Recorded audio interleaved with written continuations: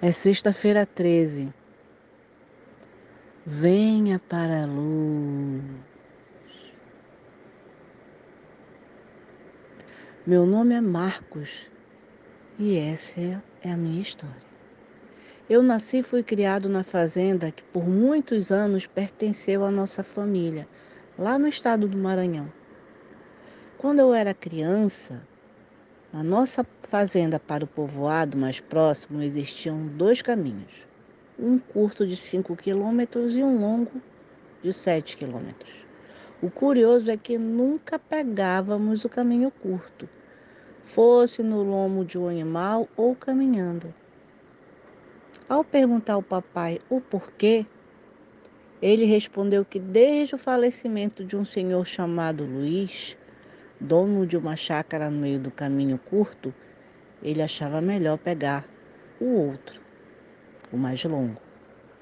Eu continuei sem entender até que o papai contou a verdadeira razão. Segundo ele, esse tal Luiz era uma pessoa estranha, vivia sozinha, não tinha amigos e detestava visitas. E toda vez que algum morador da redondeza passava pelo caminho frente à sua casa, ele ficava na porta olhando e resmungando. E depois que esse Luiz faleceu, as histórias começaram. Histórias de assombração, de ruídos estranhos e vozes que assustavam a todos que se atreviam a passar frente à casa deste homem. Segundo essas histórias, quem passasse frente à tapera de Luiz e ouvisse uma voz chamando, o melhor que podia fazer era não olhar para trás e nem responder, não dar atenção, seguir caminhando. Caso respondesse ou parasse para ver quem estava chamando, acho que a situação piorava. E se eu estou sabendo, é porque houve essa situação, né? A pessoa, ela era escorraçada de uma maneira apavorante. Escorraçados por quem? Dizem que pelo espírito desse Luiz. Ou uma coisa até pior. Não sabem explicar, não. Aí eu perguntei também para o papai. Papai, o senhor já foi escorraçado ou ouviu essa voz? Eu ouvi a voz, mas não tive coragem de olhar. O tempo passou e até os meus 18 anos sempre fui ao povoado e lembrava das histórias. E acabava pegando o caminho mais longo e mais longe da tapera de Luiz. Porém, numa outra viagem, eu resolvi conhecer a tapera e peguei o caminho mais curto. Pouco tempo depois, eu avistei a tapera de Luiz e meu coração começou a acelerar, pensando nos ruídos e na voz. O medo foi apertando, apertando com cada passo que eu dava. E bem devagar, procurando não fazer barulho, fui aproximando da casa velha cercada de mato, que caía em pedaços. O teto estava caindo, as janelas penduradas e a porta escancarada. Meu coração pulou ao ver o movimento de um vulto bem no escuro da porta. Eu pensei em correr, mas decidi olhar mais uma vez.